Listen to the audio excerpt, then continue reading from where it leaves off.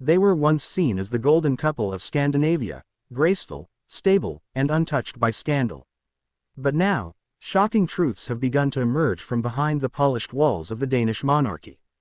In the heart of Copenhagen, inside the centuries-old Amalienborg Palace, a storm has been quietly brewing, one that threatens to shake the royal family's foundations. Today, the world is witnessing a dramatic twist in the fairy-tale lives of King Frederik X and Queen Mary of Denmark. The once private and reserved son of Queen Margrethe II is now the center of a controversy that refuses to die down. And after months of whispers, speculation, and subtle palace moves, the rumors are no longer just rumors. They're being confirmed in the most unexpected ways. The legacy of Queen Margrethe II, Denmark's longest-serving monarch, was seen as nearly untouchable. Her abdication in January 2024 made global headlines. But no one could have predicted that her departure would open the floodgates to hidden truths and buried stories about her eldest son. What's really going on behind palace doors? Is King Frederik's leadership already under pressure? And how is Queen Mary handling the growing storm? To understand the full story, we must travel back to January 14, 2024, the moment Queen Margrethe, in a surprise televised New Year's speech, announced her abdication. It was hailed as a historic act of modern monarchy, the passing of the crown to a younger generation. But while the public admired the symbolism, insiders now reveal that it may have been less of a choice and more of a necessity. According to palace aides and royal insiders speaking anonymously to Danish media outlets and royal correspondents, the Queen had grown increasingly concerned about Frederik's private behavior, and more specifically, his readiness to serve as Denmark's king. Frederik, known for his charm, athleticism, and commitment to environmental causes, had always seemed like the perfect heir. But behind the scenes, his personal life was reportedly far more turbulent than the Danish public ever knew. It is now widely whispered among the aristocratic circles and political elite that Queen Margrethe's abdication was timed not out of honor, but to contain a story that was about to explode. And that story starts with one simple word: pressure. Sources close to the royal court have confirmed that King Frederik has been struggling privately with the immense burden of the crown. Since taking the throne, he has had to step into a whirlwind of obligations, state visits, diplomatic meetings, national ceremonies, and complex policy briefings. While King Frederik has not publicly admitted to any issues, his public appearances in recent months have given rise to growing concern. Observers have noted that his body language appears increasingly strained, with moments where his usually warm smile fades into visible anxiety. One particular event in Aarhus earlier this year sparked online debate when the king appeared visibly emotional and had to take a moment before addressing the audience. The royal palace initially dismissed it as fatigue, but body language experts and seasoned royal watchers weren't convinced. Was it more than just exhaustion? Was the weight of expectations beginning to break him down? And what about Queen Mary? The Australian-born queen, once dubbed the modern Princess Diana, has become a national icon in Denmark. But even her stoic public persona has not gone unnoticed.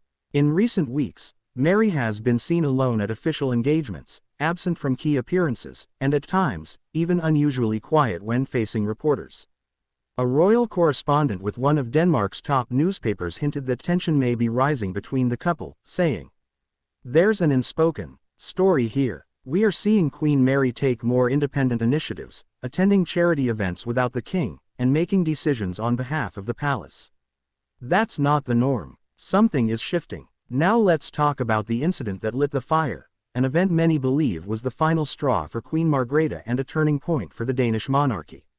In late 2023, just months before the Queen's abdication, Crown Prince Frederik made headlines when Spanish paparazzi published photos of him vacationing with a prominent Mexican socialite in Madrid. Though nothing inappropriate was caught on camera, the optics were damaging. The woman, known for her controversial reputation and links to the Spanish elite, was seen walking alongside Frederik at night, smiling and laughing.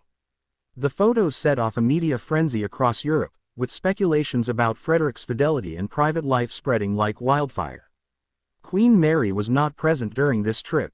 The palace quickly issued a cold and clinical statement saying that the trip was private and innocent. But the lack of emotion in the response only fueled speculation. While there's no evidence of wrongdoing, the royal couple's distance grew obvious.